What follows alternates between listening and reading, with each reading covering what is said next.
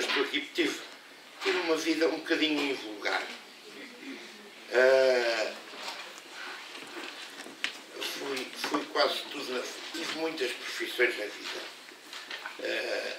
Fui jornalista desportivo, tirei o curso de arquitetura, fiz o mestrado e ainda hei de acabar um dia o doutoramento em promoção do livro e da leitura.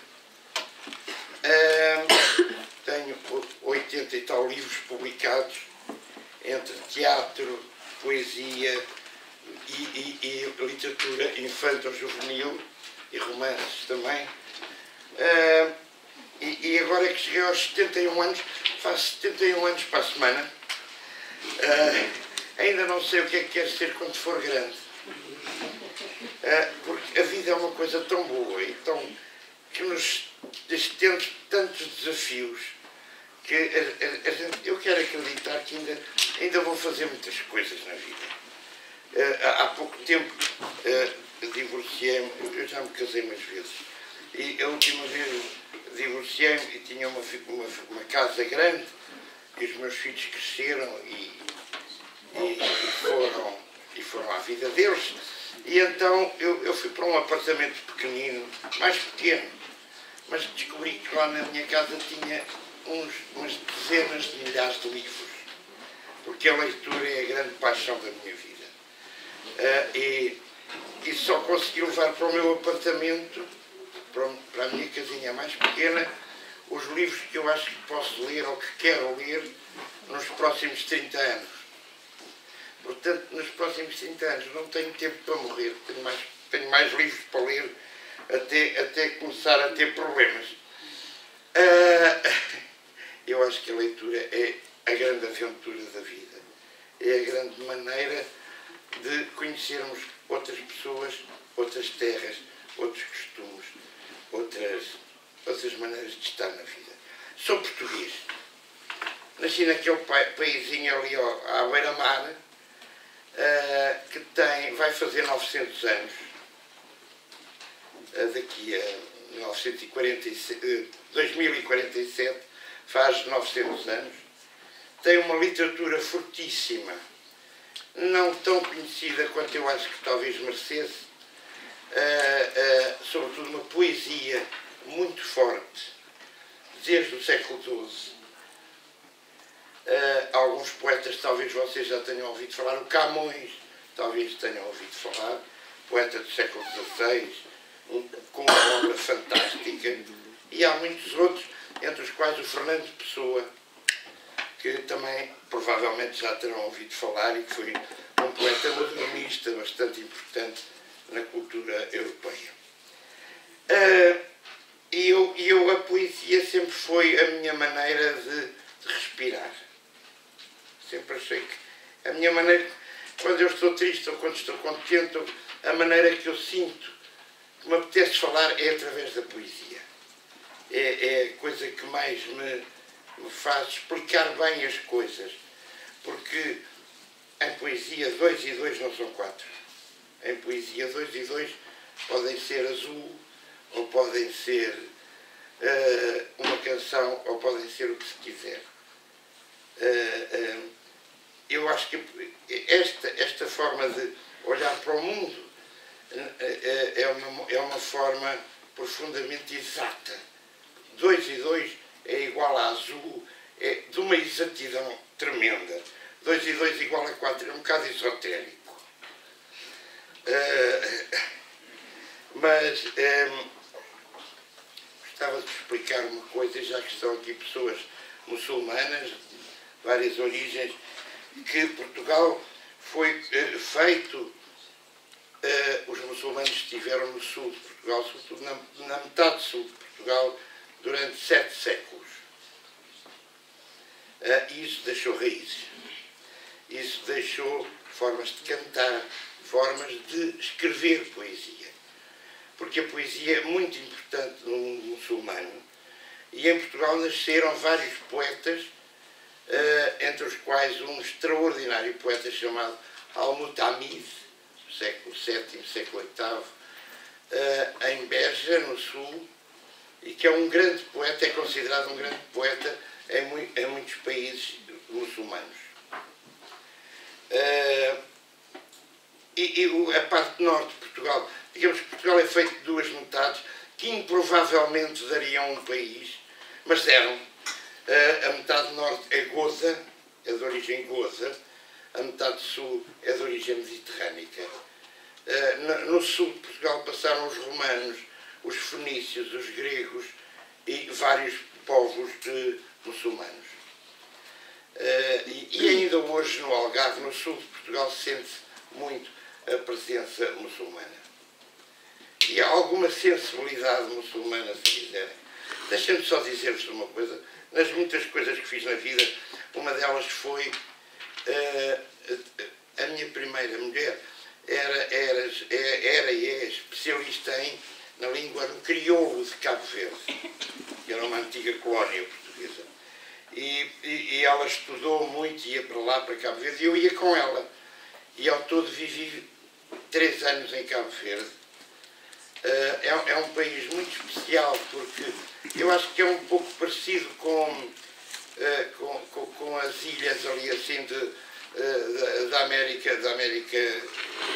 entre o México, ali como é que se chama, à volta de Cuba, não é?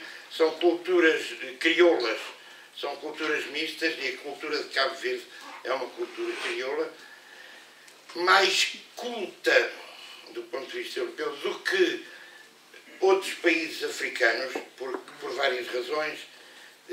Tiveram um liceu em 1930 e tal, em Cabo Verde. Imaginam, em 1930 e tal, um liceu para os naturais de Cabo Verde é muito invulgar em África. Eles próprios não se consideram muito africanos, consideram-se afro-latinos. Um bocado como latino-americanos, não é? Eles consideram-se afro-latinos. Bom, mas isto vinha a propósito deste auditório. É que também em Portugal, quando há um auditório destes, as pessoas entram e começam a sentar-se na última fila. E depois vêm por aí abaixo. Em Cabo Verde é exatamente ao contrário. Eles conquistaram a liberdade de sentar na primeira fila. E quando se abre um auditório, a malta começa por sentar na primeira e depois até lá ao fundo. Eu achei engraçado, estava aqui a ver e estava a pensar nisso. É o direito a estar à frente. É uma conquista da liberdade, é uma conquista da independência e é uma conquista muito bonita de se assistir. Não estou a dizer que vocês não têm essa capacidade, estou a dizer-vos é que possivelmente em Portugal também é assim, as pessoas não querem estar cá ao pé do palco, não é? Querem estar escondidas e tal, para se puderem, vão-se embora a meio da história. Ora bem, eu tenho uma característica um bocadinho especial. Sou filho, neto, bisneto e trineto de militares. O meu trisavô é do princípio do século XIX, do início do século XIX, e era general de engenharia. E foi a minha avó, que viveu com o meu trisavô, a minha avó dizia-me quando eu era pequenina, ia lá à casa um senhor francês que dizia umas coisas que eu não percebia e fazia-me festas na cabeça. O senhor francês, depois ela veio a saber que era engenheiro e que se chamava Gustave Eiffel. Este meu trisavô era ajudante do Eiffel para várias obras, nomeadamente pontes ferroviárias, etc., que o Gustave Eiffel foi fazer a Portugal. Eu sempre achei que era primo da Torre Eiffel, por causa disto. Bom, nasci filho de militares. O meu pai e a minha mãe separaram-se, divorciaram-se, quando eu tinha 2 anos. E eu vivi com a minha avó, que era uma mulher muito culta, lia muito, tinha a casa cheia de livros e passava o tempo a contar-me histórias. E era a coisa que eu mais adorava, era ouvir contar histórias. Contava-me a história do Capuchinho Vermelho, ou a história da Bela Adormecida, ou a história do Napoleão e da Imperatriz Josefina, ou qualquer história era uma história. Quer fosse uma história da história, quer fosse uma história inventada. E eu via aqueles livros todos à volta nas paredes, ela tinha muitos livros, e o que eu queria era aprender a ler depressa para ser capaz de eu próprio ler aqueles livros, mergulhar naqueles livros. Portanto, a leitura foi sempre uma coisa muito importante para mim. Há aqui uma... Se viram o cartaz, viram que um dos apoiantes deste encontro é um clube de futebol, que é o Benfica, o grande clube de futebol português. Eu tenho uma relação com o Benfica especial. É que o meu pai era militar, quando se divorciou da minha mãe, foi viver para Moçambique e vinha a Portugal de 2 em 2 anos. E levava-me a jantar e estava feita a parte do pai. O pai levava o filho a jantar e adeus até daqui a 2 anos. E ele, quando ia a Portugal, ficava em casa de uma tia minha. Era de uns tios e umas primas. Eu não gostava muito deles. Achava que eles eram um bocadinho... falavam assim de uma forma que eu não achava graça. E tratavam o meu pai, eu achava que o tratavam com falta de respeito. O meu pai era um militar e merecia respeito. Eu achava que eles eram esquisitos. Bom, então descobri que eles eram todos do Sporting, que é outra equipa de futebol oposta ao Benfica. E então eu fiquei a odiar o Sporting. E tinha um tio, irmão da minha mãe, que era do Benfica, que me fez ser do Benfica. E por isso, eu desde pequenino, acho que ser Benfica é uma forma até de me afirmar como pessoa. Eu sou daquele clube que é vermelho. Em português, há 2 palavras para o vermelho, para o rouge. É vermelho e encarnado. E no Estado Novo, no salazarismo, não se podia dizer vermelho, porque o vermelho era comunista. Então os jornais desportivos, quando falavam dos jogos do Benfica, não podiam dizer os vermelhos, tinham que dizer os encarnados. E isto, eu nasci num país fascista. Num país fascista, contudo, que tinha um país miserável, num país com uma polícia política, uma censura prévia, forte, uma polícia que prendia, que torturava, matava. Tive vários amigos meus presos e tive, nomeadamente, um amigo meu que foi preso e torturado bastante e que durante toda a sua vida, e ainda agora, que tem a mesma idade que eu, ainda hoje ele tem consequências psicológicas da tortura a que foi submetido durante alguns meses. Bom, este era o país. Portugal era um país, quando eu nasci, quando eu cresci, quando tinha 10 anos, era um país pobre. As pessoas andavam, muitas pessoas, não é as pessoas todas, mas algumas pessoas, jovens, sobretudo os miúdos. Era normal um jovem como vocês andar descalço na rua, porque não tinham dinheiro para comprar sapatos.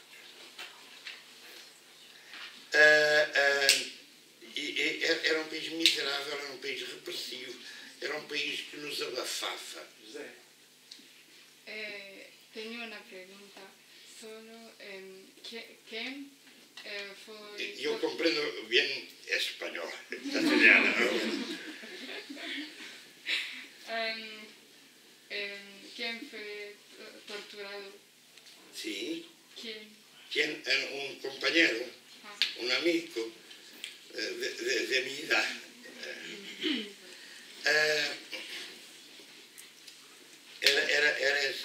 Eres un estudiante brillante. sido torturado, el brillantismo ha desaparecido.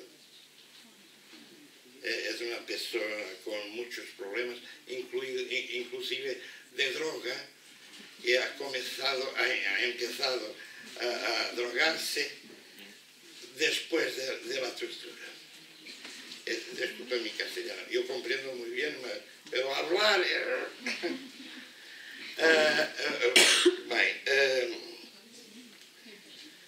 eu tinha 10 anos em 1961 e entrei no colégio militar, um colégio para filhos de militares, e durante 7 anos devo-vos explicar uma coisa: os militares portugueses são um bocadinho diferentes em geral dos militares dos outros países.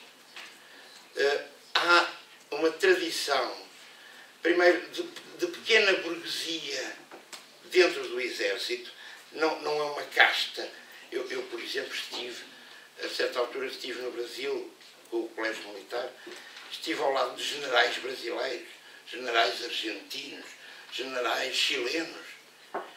Um general brasileiro ou argentino é de uma pessoa fazer xixi nas calças logo. É assustador. São os tipos, são uma casta. Os militares portugueses, em geral, são uns tipos giros, com algumas exceções, são tipos muitas vezes cultos. Há canções, há um militar que fez 2000 canções para teatro. Era um major do exército, o Raul Ferrão, que fez, entre elas uma canção que talvez vocês conheçam, em francês chama-se Avril a Portugal, em português chama-se Coimbra. Fez várias canções que são muito populares e que se tornaram populares pelo mundo fora. Um militar a fazer canções. Eu conheci um coronel do exército que era um excelente pintor, etc, etc. Portanto, o exército português tem características um pouco invulgares. Eu, de alguma forma, fui beneficiado por isso. Portanto, aos 10 anos eu era aluno de um colégio militar, marchava, era um colégio de elite, digamos, tinha que marchar, tinha que aprender uma data de coisas, tinha que não sei o quê. E no colégio militar comecei a escrever poesia, porque o meu avô que também era militar, segundo a minha avó me contava, que ele morreu antes de eu nascer, ele cantava ópera, fazia teatro e escrevia sonetos. O capitão do exército esteve aqui em França na Batalha de Lalis, na Primeira Guerra Mundial. Eu sempre achei que Lalis não é nome para uma batalha. É tão bonito Lalis, não é? Não é nome de batalha. Uma batalha tem que ter assim...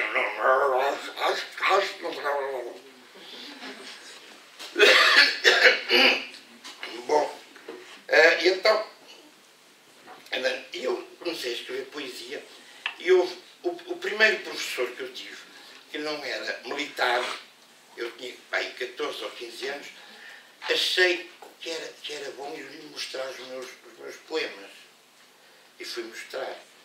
Ele leu os poemas e disse-me: você é um surrealista. Eu fiquei muito feliz e não fazia a mínima ideia do que é que isso era. Porque uma pessoa aos 15 anos quer ser qualquer coisa. Não sabe o quê? Quer ser. Se me dissessem: você é um grande guarda-redes de handball, eu ficava feliz. Mas a mim calhou-me ser surrealista. Então fui para a biblioteca ler o que era isto de ser surrealista.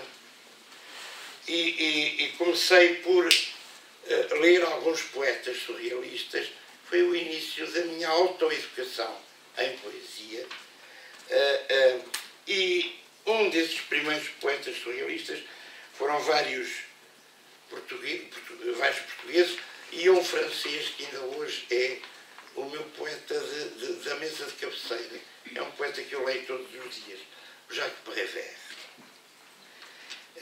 Eu traduzi uma série de poemas de Jacques Prévert e vou-vos trazer aqui este poema que se chama Contra a Minha Vontade.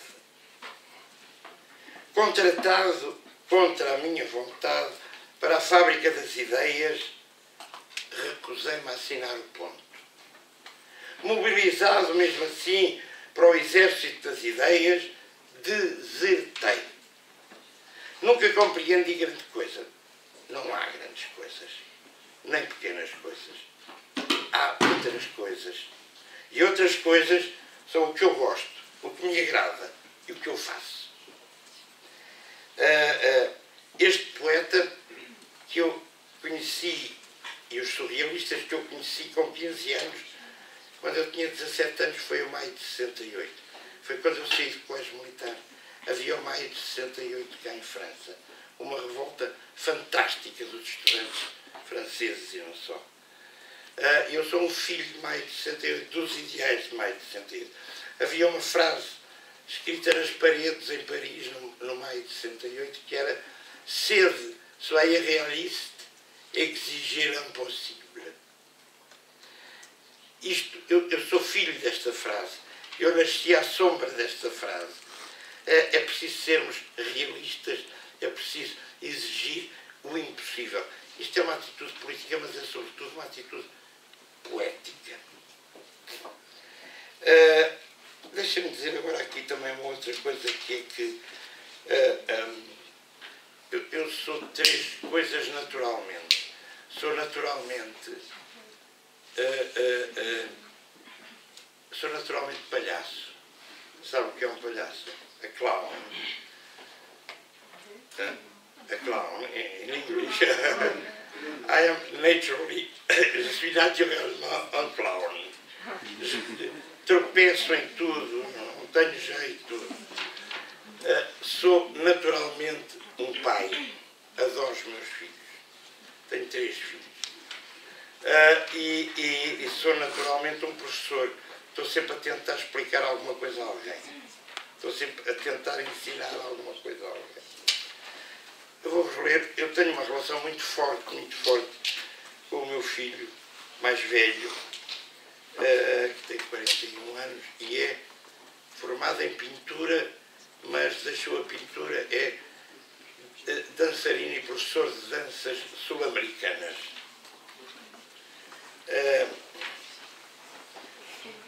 Um dia sairás daqui, deste teu ninho.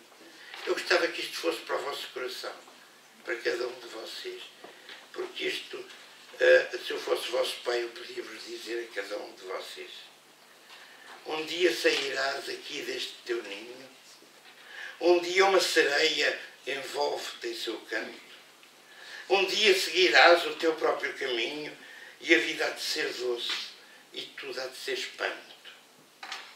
Um dia a tempestade arrasta-te consigo. Um dia a solidão estrangula-te em seu braço.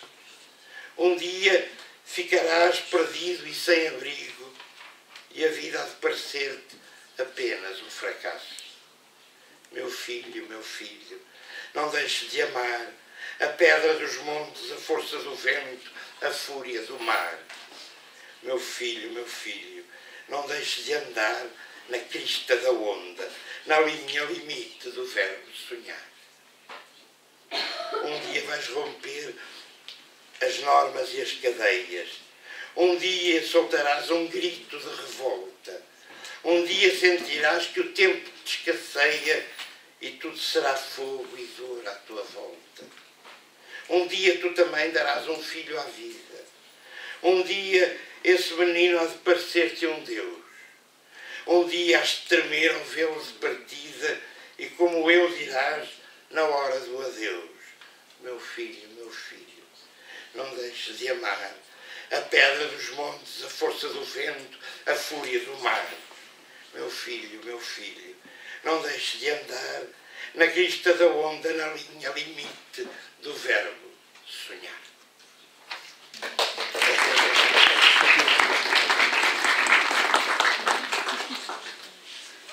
Bom, com 17 anos eu saí do colégio militar e o meu pai chamou-me e disse: olha, então vais para a Academia Militar, vais para militar de carreira, não é? E eu pensei que nós tínhamos a guerra colonial, a guerra em Angola, em Moçambique e na Guiné-Bissau. E era a última coisa que eu queria, não queria nada. Eu achava que eu não tinha que ir lutar contra pessoas que eu achava que eram meus irmãos. Então pensei, peraí, eu quero estudar a coisa mais longe que houver de ser militar. E então escolhi ir para a arquitetura. O meu pai disse-me, ai, coitado. Bom, e então lá formei-me em arquitetura, mas pelo meio trabalhei em várias coisas. Fui jornalista desportivo, fui publicitário, fui desenhador de arquitetura. E pronto, e até que me formei em arquitetura. Entretanto, vivi com 23 anos a Revolução do 25 de Abril. A Revolução que mudou a vida de Portugal. Nesse momento, no 25 de Abril, havia entre 30% e 40% de analfabetos em Portugal. Atenção, analfabetos. Havia muita gente muito pobre. Há um romance, Os Esteiros, do Soeiro Pereira Gomes, em que se conta que um menino com 8 anos, nos anos 40, trabalhava o dia inteiro por uma coisinha de azeitonas. Era o salário. É assustador. Era um país mesmo pobre, mesmo muito pobre. E o 25 de Abril não quer dizer que hoje sejamos um país rico, estamos longe disso, mas houve uma grande transformação, houve uma grande mudança. Somos um país europeu, democrático, com todos os sobressaltos e complicações da democracia, mas somos um país democrático e isso é uma felicidade muito grande. E aquele período à volta da Revolução, viver uma revolução é uma coisa espantosa, porque de repente tudo vem abaixo, tudo pode ser diferente, tudo. E em relação à Espanha, nós temos uma diferença que é, enquanto que em Portugal houve uma revolução e houve um Estado fascista que foi afastado completamente, em Espanha houve a morte do ditador e o ditador, não houve uma revolução, não houve uma mudança estrutural. O ditador Franco pôs o rei a governar o país. Pôs de novo o rei a governar o país. Portanto, não houve uma ruptura tão grande como houve em Portugal. Bom, isso agora... eu tinha aqui, entretanto, há aqui uma coisa que para mim é muito importante, é a poesia de outros países, de outras línguas. É tão bom a gente ser capaz de falar. Eu não falo muitas línguas, falo 4 ou 5, pronto, já não é mal. Mas gostava de falar muitas mais. Mas eu conheço muitas pessoas de ler nos romances. Eu conheço pessoas diferentes, pessoas americanas, árabes, japoneses, assim, assado. Conheço outras terras e torno-me maior com a leitura, torno-me uma pessoa muito maior com a leitura. Porque na leitura, e vocês desculpem que eu vos diga isto, vocês são da geração do ecrã, seja ele qual for. O ecrã tem uma linguagem reduzida, a literatura tem uma linguagem larga. E a linguagem da literatura é a linguagem que nos faz ser maiores. A linguagem do computador fecha-nos e torna-nos mais pequeninos. Mas é necessário usar-lo. Eu não estou a dizer que não se usem os computadores. Mas se ficarmos fechados no computador, ficamos fechados num olhar reduzido sobre o mundo.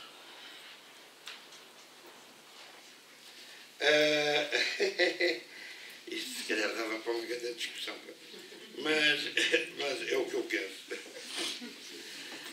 Eu gostava de vos trazer aqui, já que está aqui esta jovem que fala espanhol, eu fui companheiro. Vocês sabem que houve um movimento. Bom, eu com 10 anos, os meus ídolos na música, a música é muito importante para um jovem, não é verdade? Eu com 10 anos, os meus ídolos na música eram franceses. Era o Adamo, não vos diz nada. Era a Françoise Hardy, também não vos diz nada. Tous les garçons et les filles de mon âge se promènent dans la rue de Paris.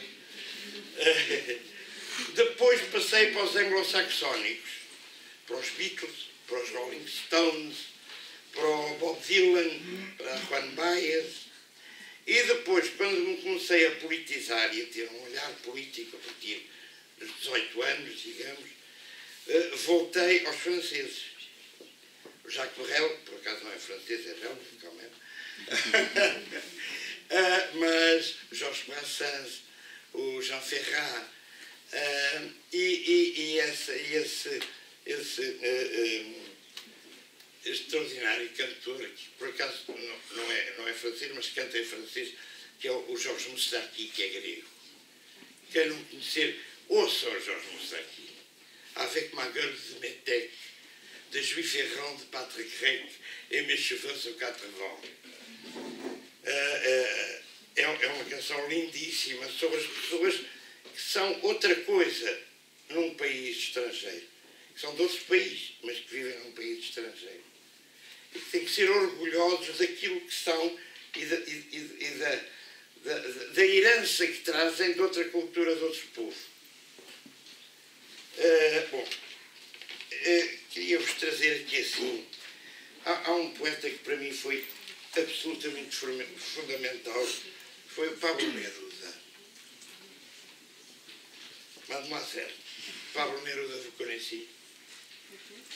Pablo Neruda. Pablo Neruda. Bueno, senhorita. Pablo Neruda foi Prémio Nobel em 1971 e é um imenso poeta. Eu tenho traduzido vários poemas do Pablo Neruda e vou ler-vos um que se chama Os Versos, que é de um livro chamado Os Versos do Capitão. Pablo Neruda, isto é escrito nos anos 50, era chileno e veio à Europa. Nessa altura, uma viagem à Europa demorava tempo, vinha-se de barco. Uma viagem à Europa era para demorar 3, 4 meses. Entre a viagem, eu estar na Europa e eu ir a vários sítios e tal. E ele, quando voltou para o Chile, parou numa ilha, julgo que foi em Cuba, e ficou um tempito em Cuba e apaixonou-se por uma senhora. Os poetas têm esta coisa, apaixonam-se. E teve um romance escaldante nessa ilha, que eu creio que seja Cuba. E depois voltou para casa e trazia um livro inteiro.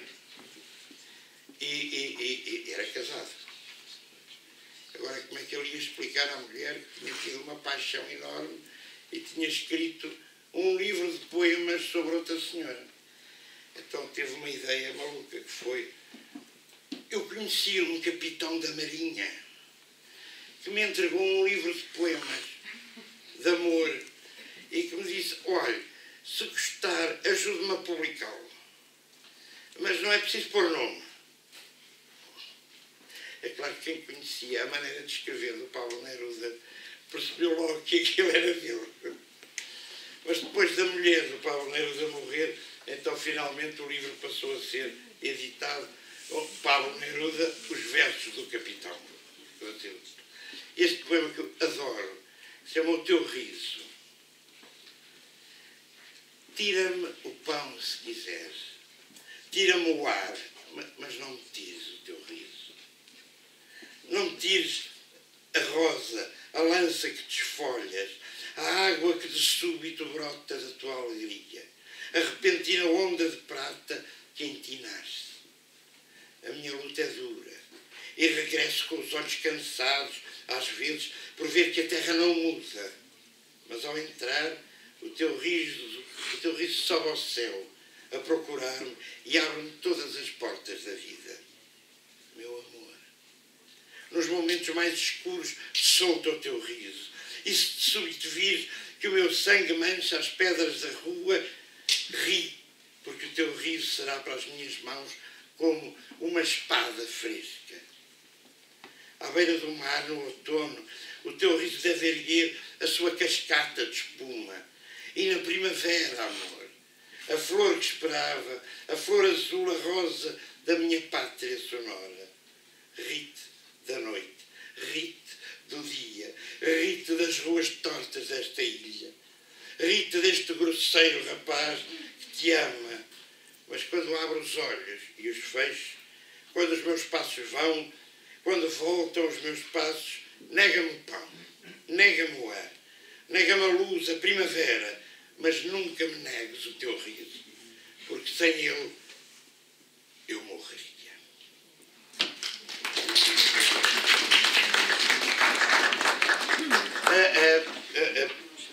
Eu acho que há uma coisa que é muito importante. A poesia é uma prima muito próxima da música. E cada língua tem uma música própria. A língua francesa tem uma música própria. Parler en français,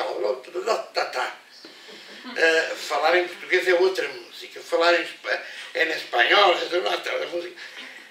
Eu consigo falar italiano maravilhosamente, mas não digo nada que se aproveite. Mas a música eu sei. Ah, senhor, como é que o meu médico oftalmologista é italiano. E as vossas consultas são um delírio. Eu digo, dottore, como va, dottore? A música da língua eu sei.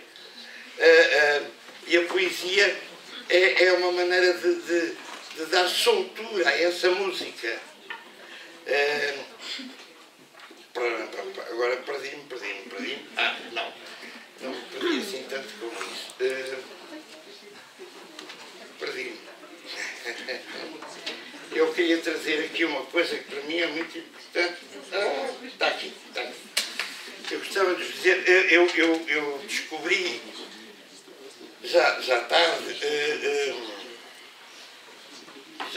não, mas já há umas dezenas de anos descobri a poesia árabe. E tenho uma ternura imensa pela poesia árabe, porque é minha prima. É prima da minha escrita. Voa com palavras parecidas. Voa com maneiras de olhar parecidas. Há um poeta que eu gosto muito que traduzi, tenho aqui 2 poemas dele que traduzi para português, Muhammad al-Maghut, poeta sírio, que faleceu há uns 15 anos. O inverno. Como lobos em tempo de fome, crescemos por toda a parte, amamos a chuva, adoramos o outono e um dia até pensámos enviar uma carta a agradecer ao céu, ou uma folha de outono em vez de seu. Acreditávamos que as montanhas desapareceriam, os mares desapareceriam, as civilizações desapareceriam e só o amor seria eterno. Subitamente afastámos-nos. Ela gostava de grandes sofás. Eu gostava de grandes navios. Ela gostava de ficar a olhar e a conversar nos cafés. Eu gostava de saltar e gritar nas ruas. E apesar de tudo, os meus braços vastos como o universo continuam à sua espera.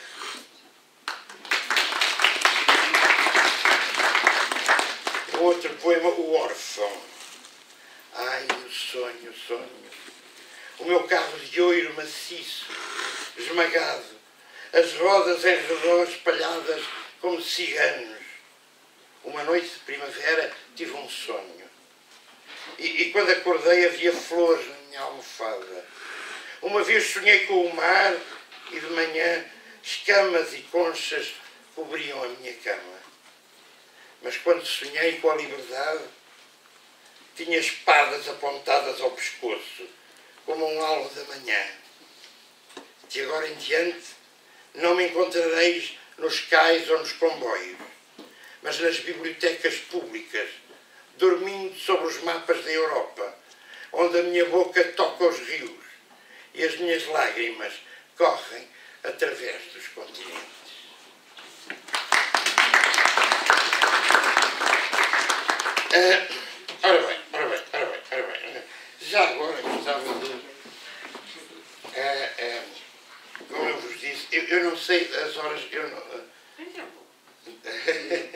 Está bem, está bem.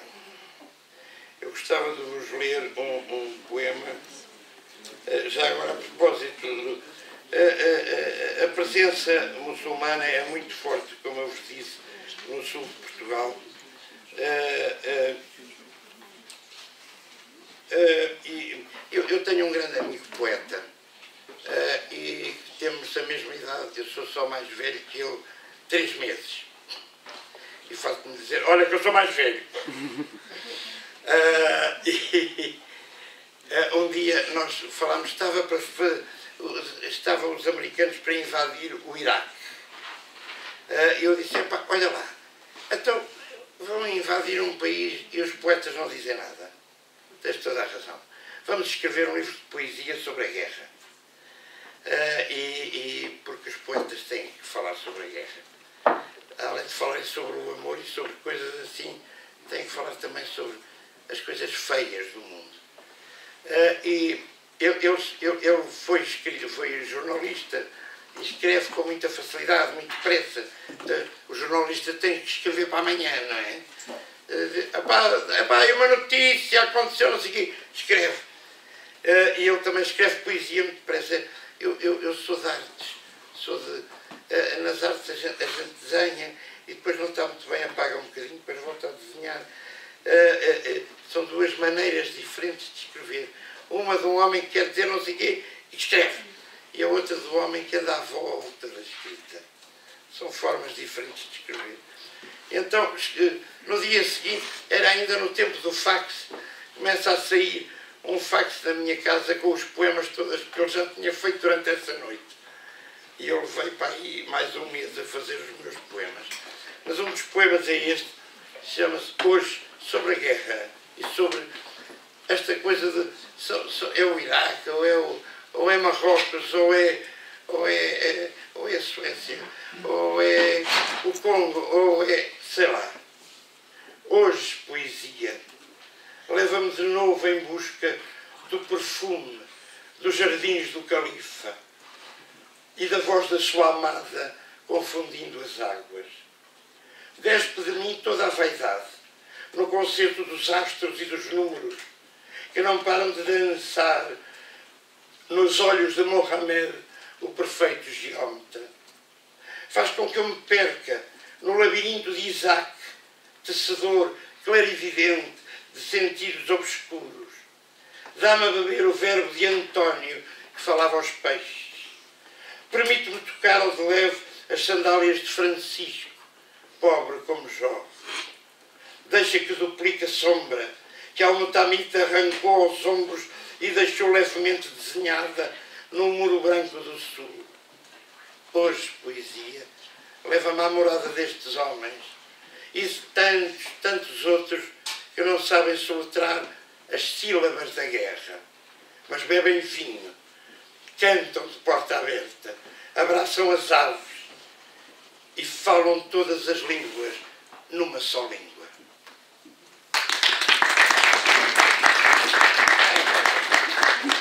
Bem, eu também tenho que contar-vos assim mais uma coisita ou outra.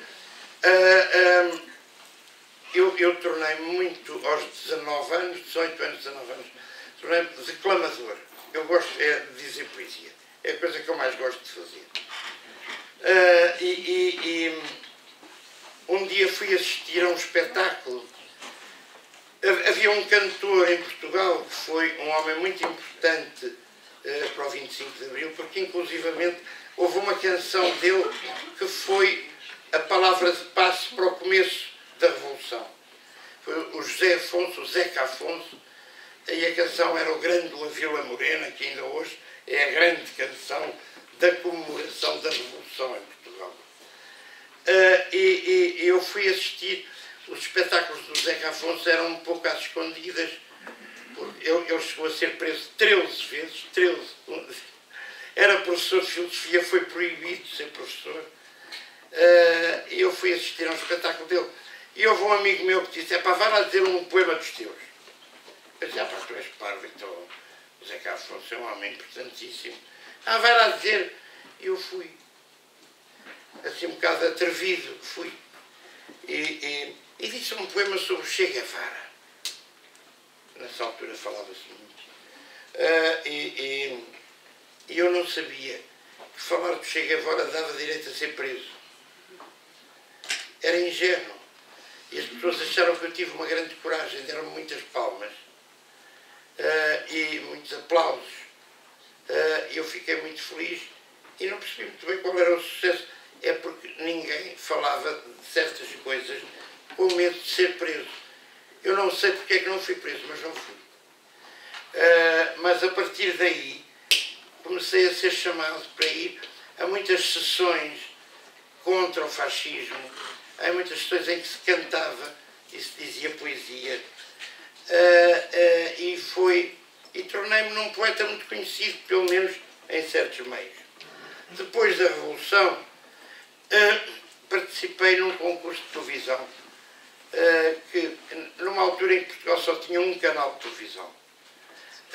E havia, esse concurso foi muito popular e chegou a ter metade da população portuguesa a vê-lo. E eu descobri uma coisa que era a fama. Fui muito famoso em Portugal, não me estou a orgulhar, foi mesmo assim. Tornei-me muito famoso. Vocês sabem o que é?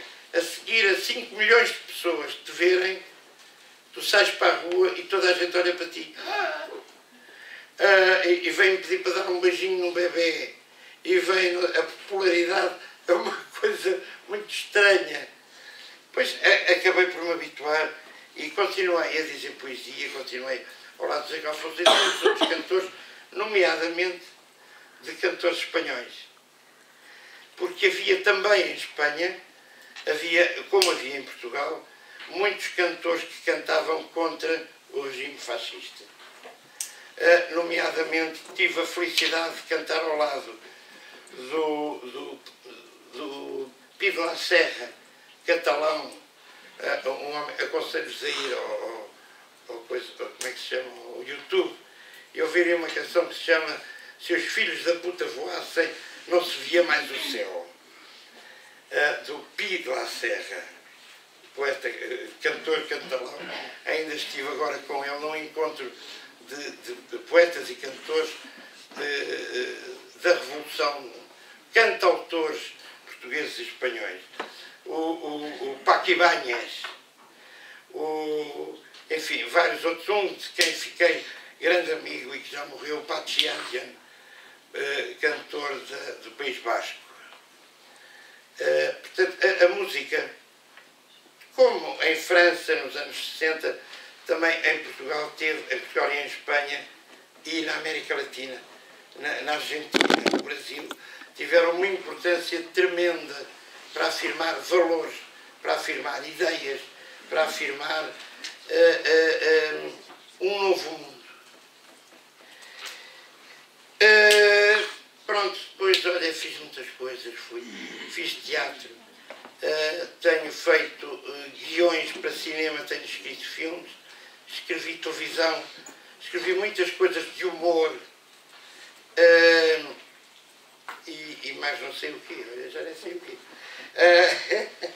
E venho-vos trazer aqui assim uma coisa que para mim é um imenso orgulho. Este livro foi-me encomendado por uma empresa farmacêutica. É a Novartis, que é uma empresa que lançou uma nova forma de tratamento do cancro. E que o tratamento tira-se sangue ao doente, o sangue vai para um laboratório e depois volta a ser, trabalhado no laboratório, depois volta a ser injetado no doente. E esse processo é que faz a cura.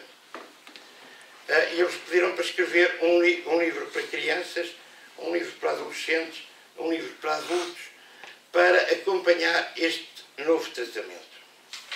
Este é um livro para crianças, chama-se Eu Sou a Chave de Mim, que é, tiram-me o sangue e voltam-me a pôr o sangue, portanto, eu é que sou o tratamento de mim, eu é que sou a chave de mim.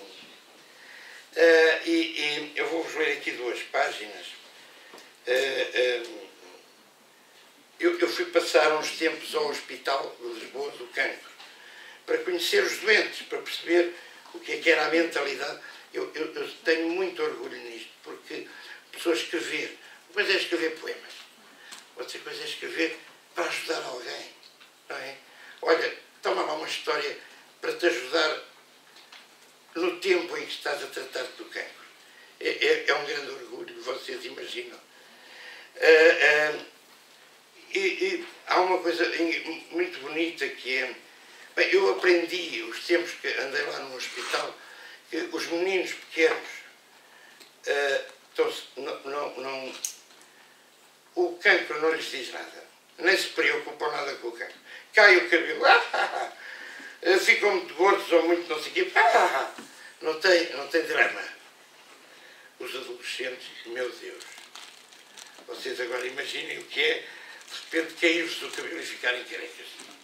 Imaginem o que é ficar muito gordos, muito magros, muito assim, muito assado. Na adolescência, quando nós andamos à procura do que é que somos e a construir o nosso corpo e a construir a ideia que temos do nosso corpo, é horrível. Nos adultos é horrível porque já têm uma consciência muito aguda do que é da morte. E há uma coisa bonita no hospital onde eu estive, é que há antigos doentes que se curaram e que passaram a ir ao hospital estar com os doentes e contar-lhes histórias. Isto é muito bonito. É a solidariedade maravilhosa. Bom, este livro são histórias que são diálogos entre um menino doente e um menino que o vai visitar. Era uma vez um crocodilo que se pôs a ladrar. Os crocodilos não sabem ladrar. Só sabem morder com aquela boca enorme que eles têm. E se os crocodilos aprenderem a ladrar? Para isso precisavam de um professor que os ensinasse. Achas que há professores capazes de ensinar a ladrar? Há professores capazes de ensinar tudo. Tudo mesmo tudo. Tudo mesmo tudo, mais que tudo. Achas que há professores capazes de ensinar as pessoas a ser felizes? Eu acho que tem de haver professores capazes de ensinar tudo, mesmo ensinar a ser feliz. E os cães? O que é que acontecia se os cães descobrissem um dia que os crocodilos também sabem ladrar? Se calhar não iam ficar muito felizes. Iam ficar baralhados, com certeza. Pois iam ter com um polícia e diziam: senhor polícia, está ali um crocodilo a ladrar. E o que é que o polícia havia de fazer? Não sei. Talvez o polícia também gostasse de ladrar. Então ficavam os dois a ladrar, pelo menos até que viesse um gato. Uma outra história que se chama Era uma vez um chinês. Esta é a ilustração. E devo dizer que atualmente há bastantes jogadores de futebol portugueses a jogar em equipas chinesas. Só para perceberem o sentido do texto. Era uma vez um chinês. Só um chinês. Só porque só um chinês não conta para nada. Os chineses são muitos milhões. Então, era uma vez muitos milhões de chineses. Não pode ser. Tinha de ser muitos milhões de vezes um chinês. Não. Espera aí, vamos começar outra vez. Era uma vez um chinês, era uma vez dois chineses, era uma vez três chineses. Espera aí, para. Não te metas nisso, nunca mais acabavas de contar os chineses. Deves ter razão, vamos mudar a história. Era uma vez um português, e onde é que ele estava? Estava em Portugal. Tens a certeza que estava em Portugal? Não sei, também podia estar em França ou na China. A fazer o quê? A jogar futebol com os chineses. Bem, lá vêm os chineses outra vez. Deixa lá os chineses, senão nunca mais saímos daqui. Então era uma vez o quê? Era uma vez eu e era uma vez tu. Assim está bem.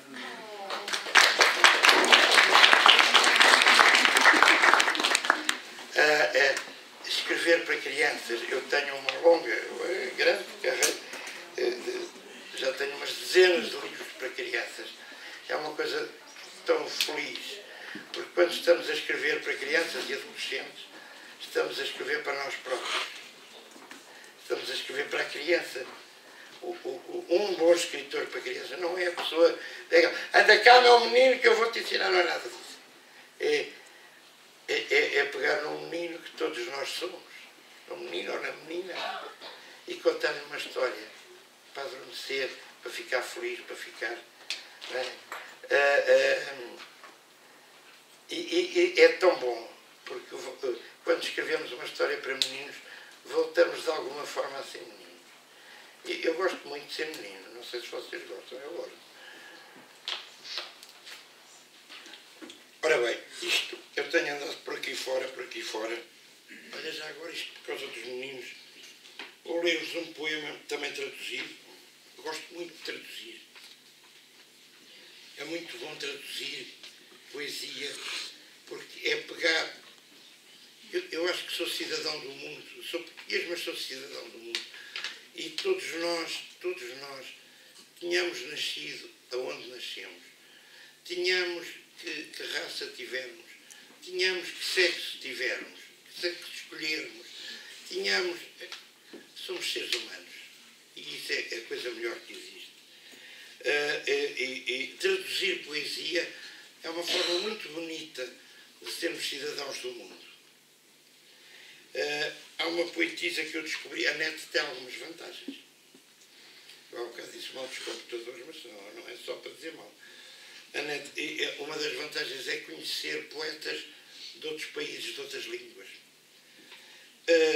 Há uma poetisa que por acaso faz anos no mesmo ano que eu, 1951, chamada Piedade Bonet, colombiana. Adoro a poesia dela. Se puderem, vão ler à net Piedade Bonet. No reino deste mundo, isto é um poema terrível. Falo é sobre as pessoas que têm problemas muito graves. Falo da menina desfigurada pelo fogo e dos seios erguidos e doces como janelas de luz. Do menino cego a quem a mãe descreve uma cor inventando palavras. Do beijo leporino nunca dado. Das mãos que não chegaram a saber que um chuvisco é frágil como o pescoço de um pássaro. Do idiota que olha o caixão em que está enterrado o seu pai. Falo de Deus, perfeito, como um círculo, e todo-poderoso, e justo, e sábio.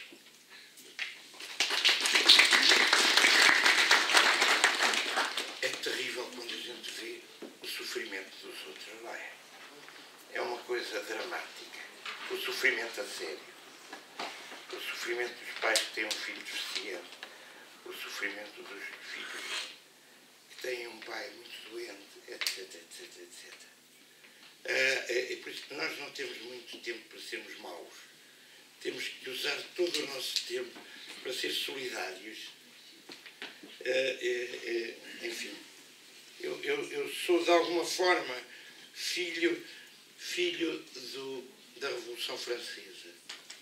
E há três palavras que são maravilhosas, que é igualdade, liberdade, igualdade, solidariedade.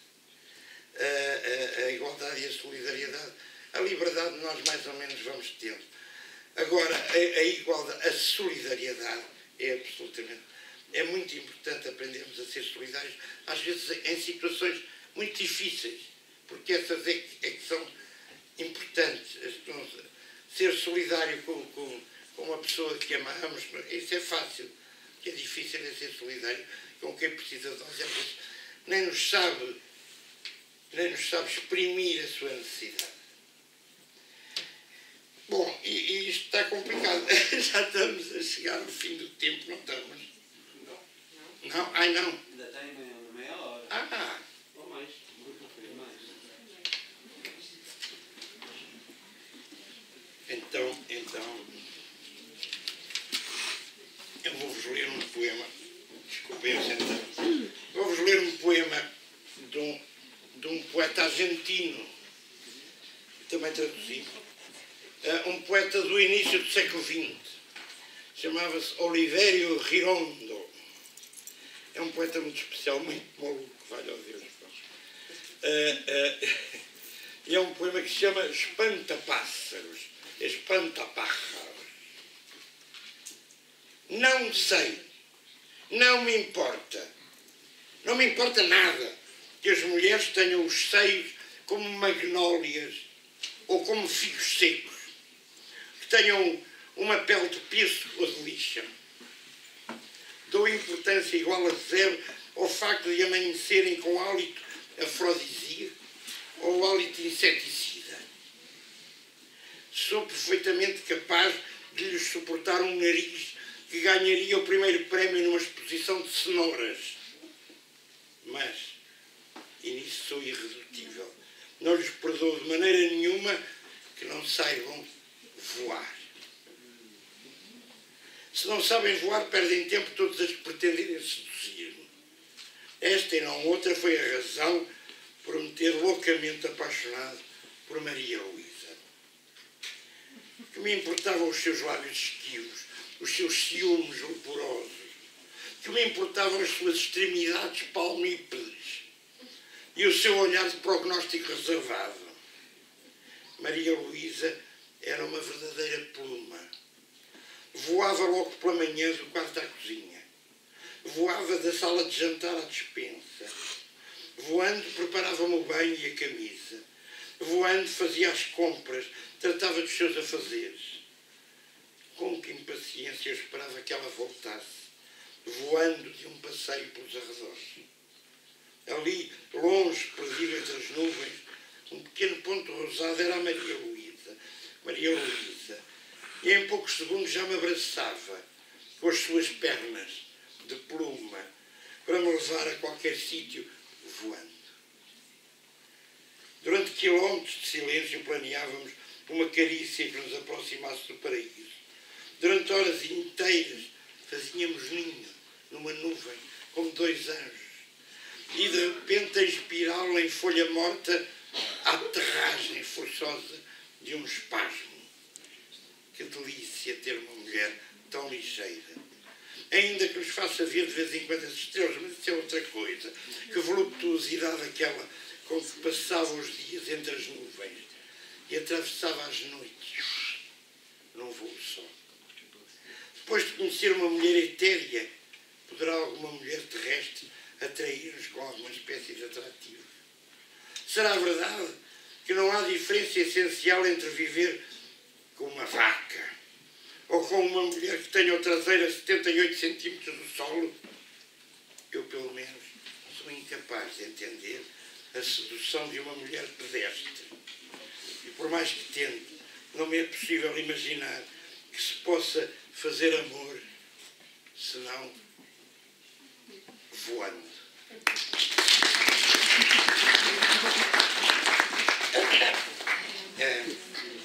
Eu gostava, há bocado disse-nos um poema sobre o meu filho João, é um filho muito próximo de mim, e gostava de vos trazer, tenho depois mais duas filhas muito especiais, que são adotadas. Eu acho que eu adotei-as, uma tinha 4 meses, outra tinha 2 anos. A que tinha 2 anos agora vai voltar para Portugal, mas está a viver na Holanda, em Amsterdão. E isto é um poema que eu fiz para as minhas filhas, que são assim uma paixão muito grande. Como sereis? Porque os pais envelhecem, não é? E daqui a 10 anos, como é que tu és? Como é que tu és? O que é que vai acontecer? O que é que vai acontecer à tua vida? Não é? E um pai pensa nisso. Pensa agora, mas também pensa, e daqui a 10 anos, e daqui a 20 anos, e daqui... Como é que tu serás? Como é que será a tua vida? O que é que eu te posso ajudar agora para a tua vida daqui a 10 anos? Como sereis, minhas filhas, quando o poema terminar?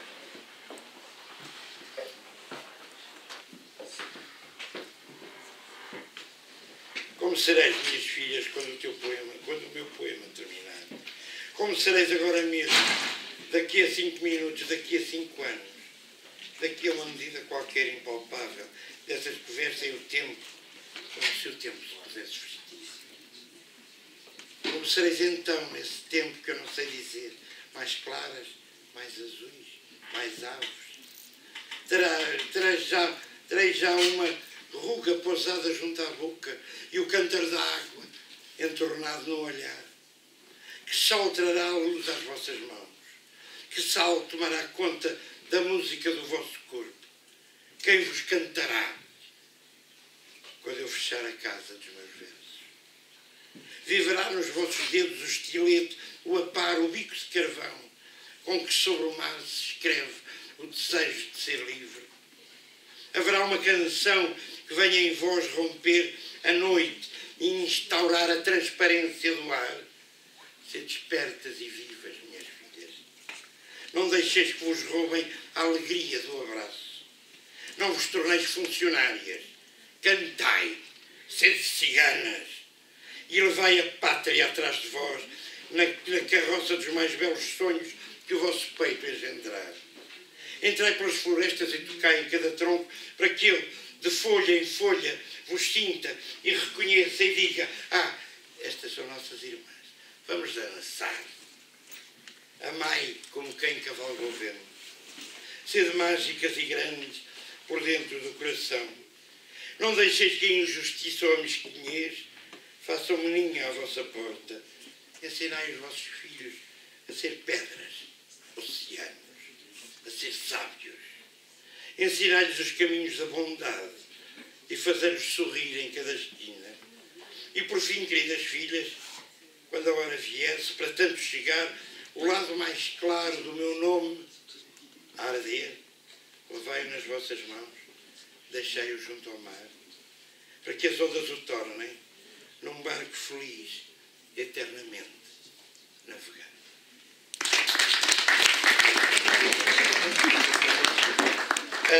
Eu gostava de acabar com um poema que deve estar. Há aqui várias coisas que eu gostava de vos trazer.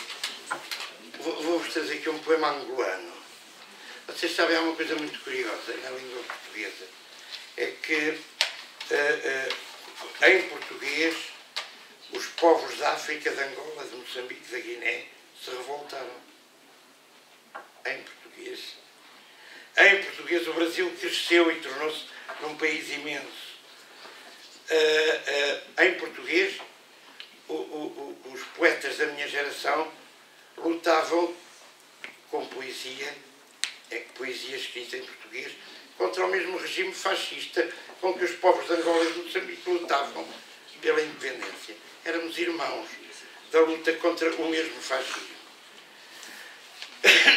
E o mundo da língua lusófona tem alguns extraordinários escritores e extraordinários poetas.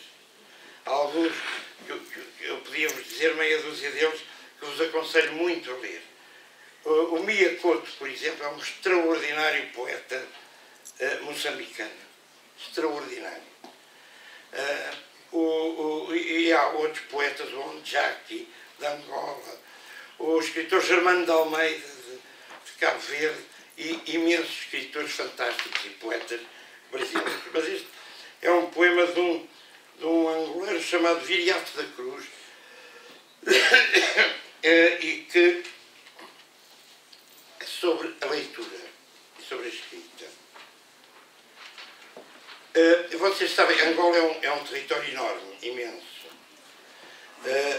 e que muitas vezes iam buscar homens ao sul e levavam-nos para trabalharem durante anos em roças, em propriedades no norte.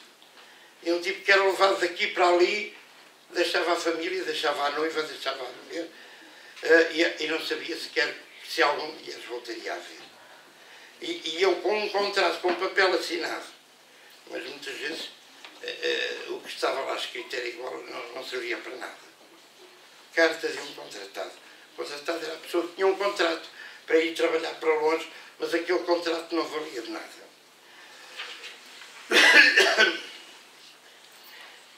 Eu queria escrever-te uma carta, amor.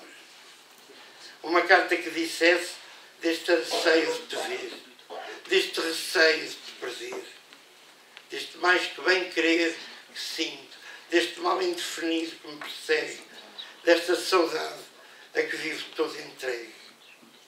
Eu queria escrever-te uma carta, amor. Uma carta de confidências íntimas. Uma carta de lembranças de ti, dos teus lábios vermelhos, como tacula, dos teus cabelos negros, como uma congue, dos teus seios duros, como uma boca, do teu andar de onça, dos teus carinhos, que maiores não encontrei por aí. Eu queria escrever-te uma carta, amor, que recordasse os nossos dias na capopa, as nossas noites no capim, que recordasse a sombra que nos caía dos ambos, o luar que se coava pelas palmeiras sem fim, que recordasse a loucura da nossa paixão e a amargura da nossa separação. Eu queria escrever-te uma carta, amor, que não lesses sem suspirar, que a escondesses de papai bombo, que a sonegasses de mamãe quiesa, que a relesses sem a frieza do esquecimento. Uma carta que em toda a terra outra ela não tivesse merecimento. Eu queria escrever-te uma carta, amor. Uma carta que te levasse o vento que passa. Uma carta que os cajus e os cafeeiros, que as hienas e as palancas e os jacarés e os bagas pudessem entender, para que se o vento a perdesse no caminho, os bichos e as plantas, compadecidos do nosso pungente sofrer, de canto em canto, de lamento em lamento, de farfalhar em farfalhar, te levassem puras e quentes as palavras ardentes, as palavras magoadas da minha carta que eu queria escrever-te, amor. Eu queria escrever-te uma carta, amor. Mas, meu amor, eu não sei compreender porquê que eu não sei escrever. E tu, ao desespero, também não sabes ler.